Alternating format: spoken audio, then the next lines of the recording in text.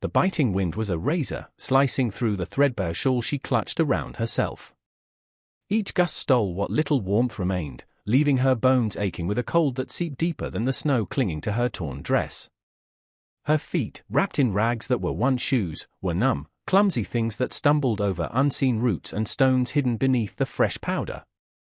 Trees, gaunt and skeletal, clawed at a bruised twilight sky, their branches like the accusing fingers of a forgotten judgment. She had no memory of how long she had been running, only that the running itself was all that was left. Before that, there was only a blur of pain, of shouting, of a terror so profound it had scoured her mind clean of a name, a past, a place to call her own. Now, there was only the forest, vast and indifferent, and the desperate, ragged pulse of her own breath. A flicker. Through the dense weave of trees, a pinprick of orange light, impossibly distant, then suddenly closer. Hope, a dangerous and unfamiliar ember, flared in her chest. She pushed forward, branches snagging her hair, her face, the last of her strength unraveling with every agonizing step. The light solidified into a window, a small, glowing square in the dark bulk of a cabin. Smoke, a thin grey ribbon, curled from a stone chimney, a fragile signal of life in the immense desolation. She reached the clearing, a small wound in the forest's hide, and the cabin stood before her, sturdy, silent, like a creature hunkered against the encroaching winter. She took 2 steps towards the rough-hewn door, and then the world tilted, the light fractured, and the snow rose up to meet her in a cold, soft embrace. He found her there, a drift of broken humanity at his doorstep when he returned from checking his trap lines, axe resting on his shoulder, the scent of pine and frost clinging to him. He was a man carved from the wilderness itself, tall and broad, his face a landscape of weathered lines and quiet endurance. His eyes, the color of a winter sky just before a storm, took in the scene without expression. He saw the way she was curled against the unyielding wood of his home, small and fragile as a fallen bird. He saw the bruising around one visible eye, the bloody tear in her dress near the shoulder, the faint, almost imperceptible rise and fall of her chest. He made no sound, his movements economical and deliberate as he leaned his axe against the cabin wall.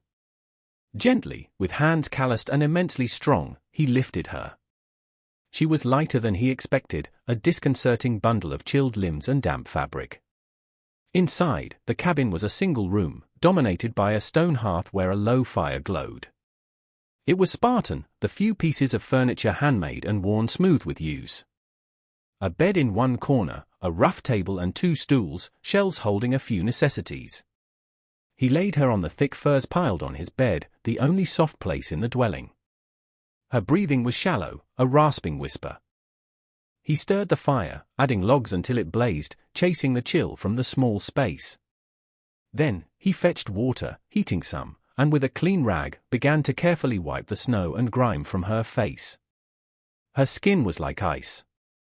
He found the wound on her shoulder, a ragged gash, and cleaned it with a stinging herbal concoction that made her flinch in her unconscious state, a small moan escaping her lips. He bandaged it with strips of clean linen. He did all this in silence, his movements precise, his expression unchanging. He was a man accustomed to solitude, to the language of survival, not of words. When he was done, he pulled a heavy woolen blanket over her, tucking it around her slight form. He looked at her face, pale and still in the firelight. The fear was still etched there, even in unconsciousness, a shadow that clung to her features. He didn't know who she was, or where she had come from, or what horrors had driven her to his remote doorstep. He only knew she was here, and the storm was gathering outside, its voice a rising howl that promised a long, bitter night. He sat at the table, the firelight casting his large shadow onto the log walls, and waited. The only sounds were the crackling flames and the woman's uneven breathing. Outside, the wind screamed, but inside, a fragile stillness held. She woke to the smell of wood smoke and something savory, a scent so alien and comforting it felt like a dream. Her body ached, a dull throb that sang through every limb, but the biting cold was gone, replaced by a pervasive warmth. She lay still, eyes closed, trying to piece together the fragments. The forest. The running. The light. Then, a crushing weariness. She risked opening her eyes a fraction. Firelight danced on a low, beamed ceiling. Rough log walls. She was in a bed, cocooned in heavy furs. Panic, cold and sharp, pricked at her. She tried to sit up, a gasp tearing from her throat as pain lanced through her shoulder. A shadow moved. He was there, sitting at a small table, a bowl of stew cradled in his large hands. He didn't look at her, but she knew he was aware of her every movement. He simply continued to eat, slowly, methodically. She watched him, her heart a frantic bird against her ribs. He was immense, his silence as vast and intimidating as the wilderness outside. His face, shadowed in the flickering light, was hard, unreadable. Was he her captor? Another tormentor? But then she remembered the warmth, the absence of the biting wind. Someone had brought her in. Someone had tended to her. He finished his stew, scraped the bowl clean with a piece of dark bread, and rose. He moved to the hearth, added a log to the fire, his back to her. She saw the powerful muscles of his shoulders and back beneath the worn woolen shirt. He was a man of immense physical strength, yet his movements were measured, almost gentle. He turned, and for the first time, his eyes met hers. They were grey, like a winter storm, deep-set and serious. There was no menace in them, but no comfort either. Just a steady, unwavering regard. He gestured with his chin towards a bowl on the hearth, steam rising from it. An offering. She stared, unsure.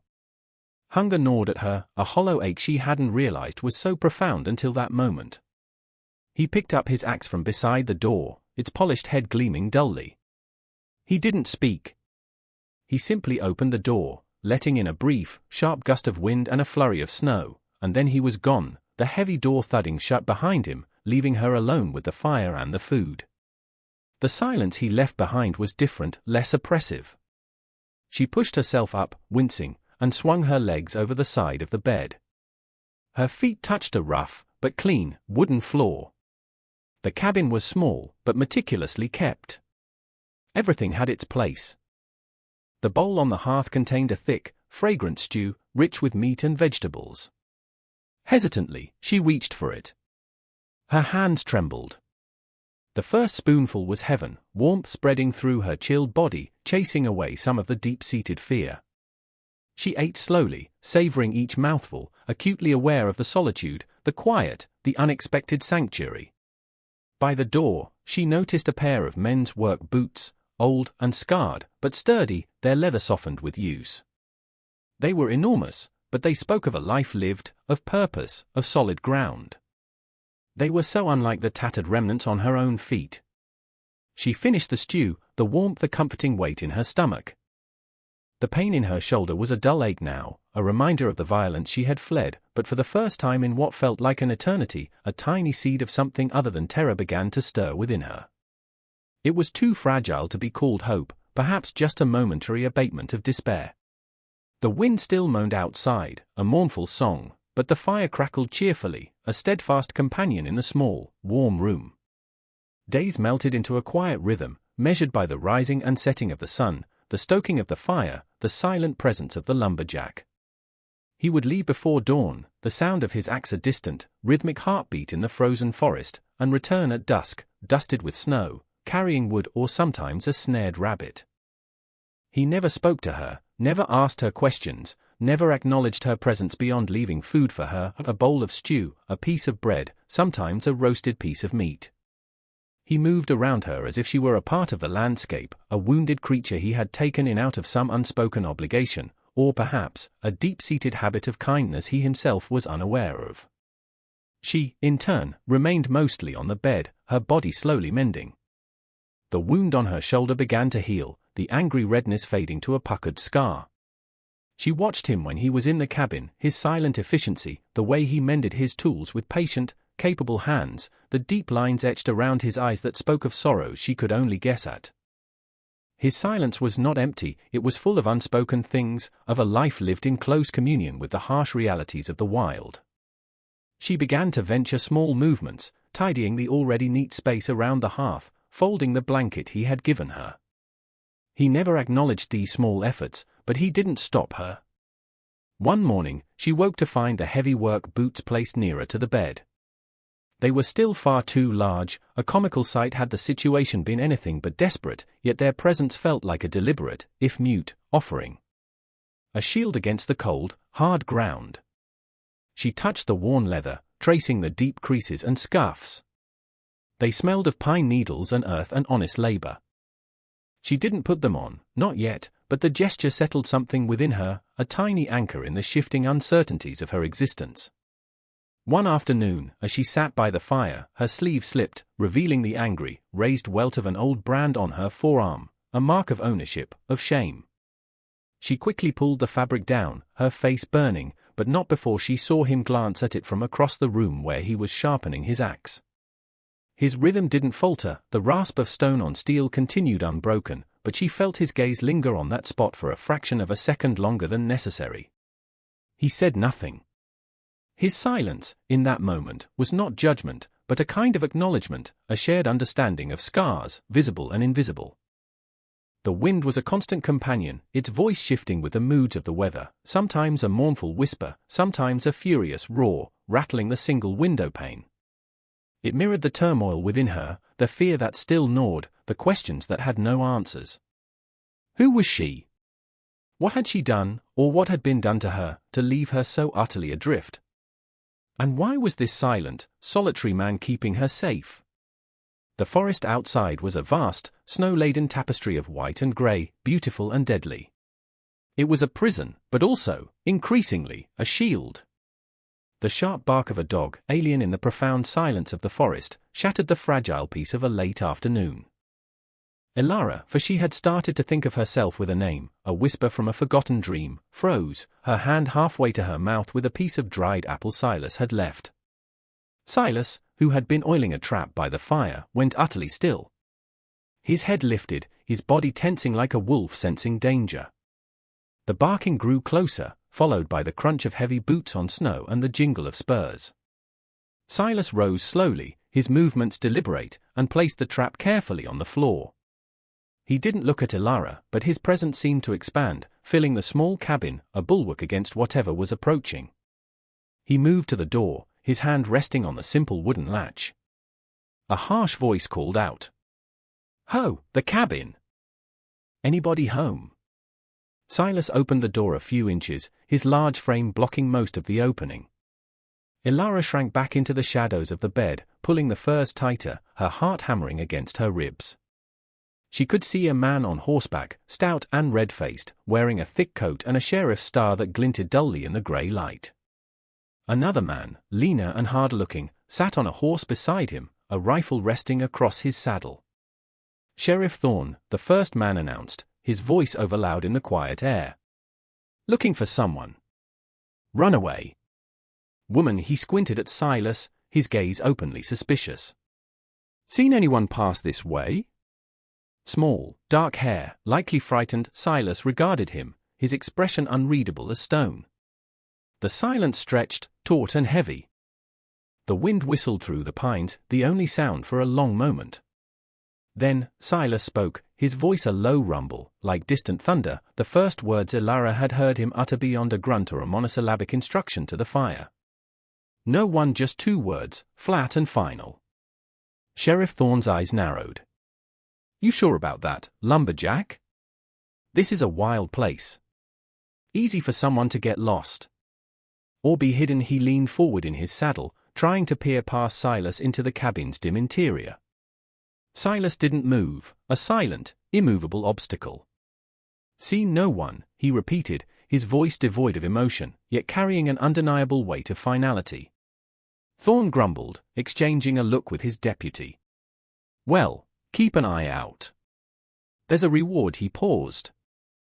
"And trouble for anyone aiding and abetting." He stared hard at Silas for another moment, then, with a curt jerk of his reins, turned his horse. "We'll be back.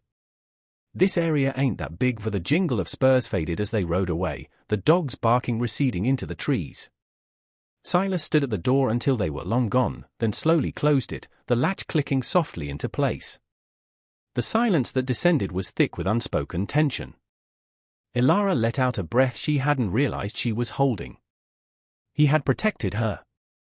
This silent, solitary man had lied for her, had stood between her and the threat that hunted her. He turned from the door, his gaze falling on her. She was clutching a small, crudely carved wooden bird, something she had whittled from a piece of kindling with a sharpened stone over the past few days, her only possession now, a fragile token of herself. Their eyes met. Fear was still there, a cold knot in her stomach, but something else too, a flicker of dawning trust, a fragile gratitude. "Thank you," she whispered, her voice hoarse from disuse and emotion. It was barely audible, yet in the stillness of the cabin, it resonated. Silas simply nodded, a curt, almost imperceptible movement of his head. He picked up the trap he had been oiling and resumed his work, the rhythmic scrape of cloth on metal a strangely comforting sound. The cabin door, solid and unyielding, felt like the safest place in the world. The visit from Sheriff Thorne left an invisible tremor in the cabin's quiet atmosphere.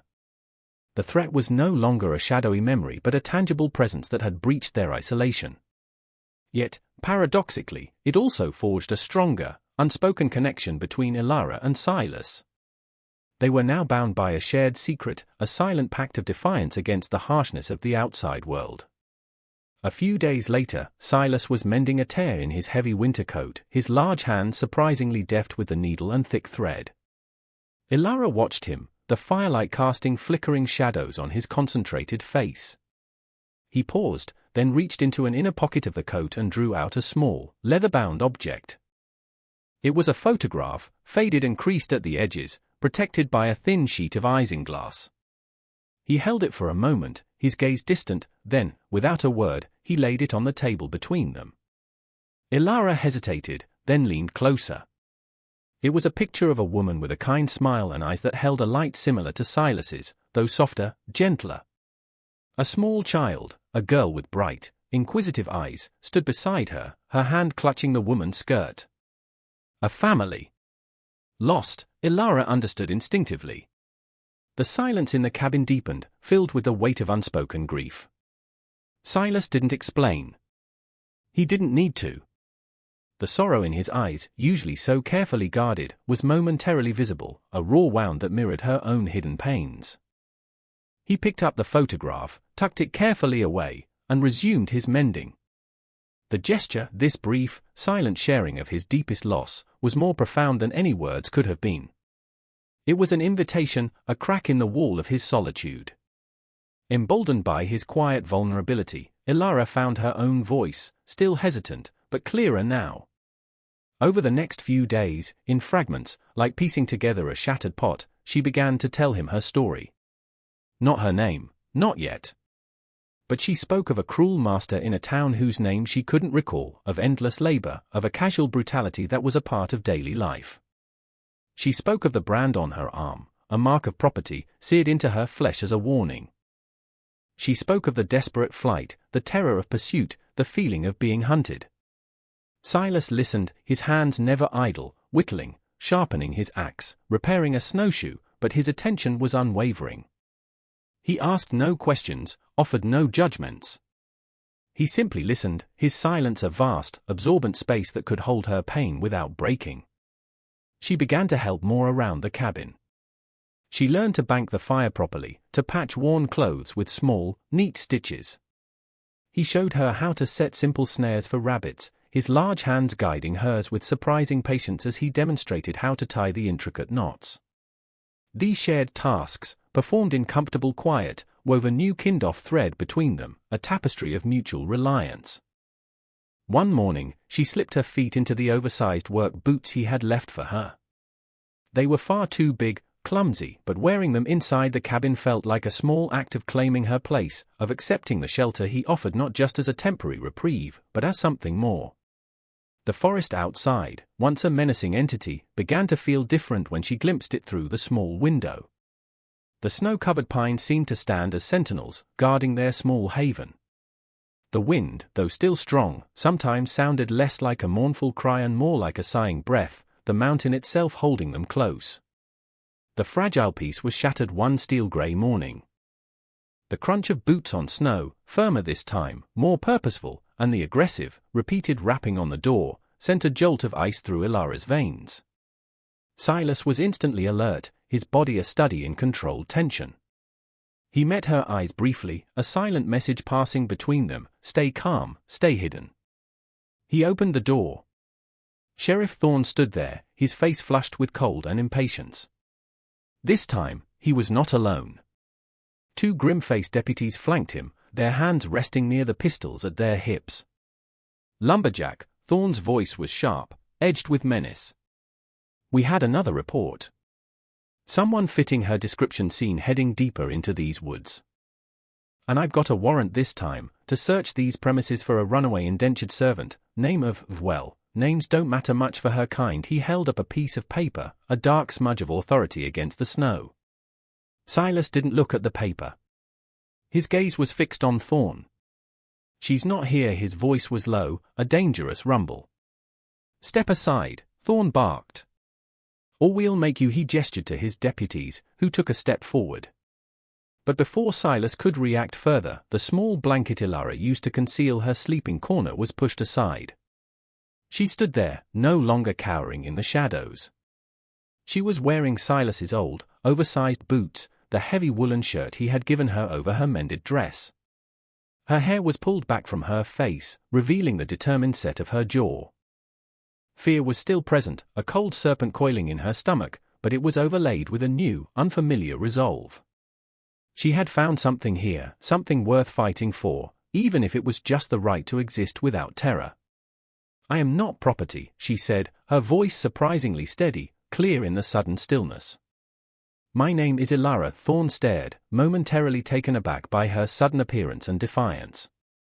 Then a sneer spread across his face. So the mute found his tongue, and the stray found hers. Doesn't change a thing. You're coming with us, girl. He reached for her. Silas moved then, not with overt aggression, but with the swift, undeniable force of a rock slide. His arm shot out, not to strike, but to intercept Thorne's reaching hand, his grip like iron on the sheriff's wrist. Thorne cried out, his eyes wide with pain and surprise. Resisting an officer, one deputy snarled, fumbling for his weapon. He was indentured to Master Valerus in Oak Haven, Ilara said, her voice rising, cutting through the tension. And Master Valerus is dead. He died of the lung fever 3 weeks before I fled. His wife, Mistress Anya, wrote me a letter of manumission. She said I was free. She fumbled inside her shirt and pulled out a folded, slightly grimy piece of parchment. She gave me this, and passage money, what little she had. She said to find a new life. Thorne, still caught in Silas's grip, twisted to look at the paper, his face contorting. A forgery? A trick? Is it? Ilara's gaze was unwavering. Mistress Anya signed it. And she sealed it with Valerus's own signet ring. The one with the hawk and crescent. I saw her do it. She said it was the only way to make it truly binding, to ensure no one else from his family could claim me. Thorne's bravado seemed to deflate slightly. The mention of the specific signet ring, a detail not easily faked by an ignorant runaway, gave him pause. One of the deputies looked uncertain. Silas maintained his grip, his eyes like chips of flint. If he's dead, Silas said, his voice quiet but carrying immense authority, then your warrant, based on his claim, is worthless. And if this letter is true, she's a free woman. He released Thorne's wrist with a slight shove. Thorne stumbled back, rubbing his arm, his face a mask of fury and thwarted greed. He knew when he was beaten, especially with the uncertain loyalty of his men and the unyielding strength of the lumberjack before him. He spat on the snow. This ain't over. I'll check this story. But his threat lacked conviction. He motioned curtly to his deputies, and they retreated, their heavy footsteps receding into the silent forest. Silas closed the door, the sound echoing the finality of their departure. He turned to Ilara. She was trembling, the adrenaline ebbing away, leaving her weak-kneed, but she stood tall. She still clutched the precious letter. He looked at the paper, then at her. A flicker of something unreadable passed through his eyes. Respect? Relief? Perhaps both. The cabin, which had felt like it was shrinking under the threat, now seemed to expand again, filled with the clean air of hard-won freedom. The fire crackled in the hearth, a warm, steady heartbeat. Spring arrived slowly in the high country, a hesitant thaw that dripped from the eaves and softened the hard edges of the frozen land. The snow receded, revealing the damp earth, and the first green shoots pushed their way through the leaf litter. Elara now had her own pair of sturdy, well-fitting boots, crafted by Silas during the long winter evenings, the leather supple and strong. She moved with a newfound confidence, her steps sure on the forest paths as she helped Silas gather firewood or check the snares. Her laughter, a sound once lost, sometimes echoed softly in the cabin, mingling with the scent of baking bread or simmering stew. She had found her name, her freedom, and in the silent strength of the lumberjack, a sense of belonging she had never known. He remained a man of few words, but his quiet companionship was a steady presence, a bedrock. Sometimes, in the evenings, he would carve small wooden figures, his earlier bird now joined by a wolf, a deer. She would watch, her own hands busy mending or tending the fire. They didn't need words to understand the language of shared solitude, of mutual respect, of a family forged not by blood, but by hardship and unexpected kindness. The cabin was no longer just a shelter, it was home. The vast wilderness, no longer a place of fear, but a sanctuary, its elemental beauty a reflection of the peace that had finally settled in her heart. She had arrived with nothing, a ghost fleeing a forgotten past. He had offered a roof, a fire, the silent protection of his strength. Together, they had faced down the shadows and found a quiet clearing where life could take root again. What does it truly mean to offer sanctuary, to extend a hand to someone lost in the storm of the world? And where can true family be found, if not in the hearts that choose to connect, despite the scars they carry? Let us know your thoughts in the comments below.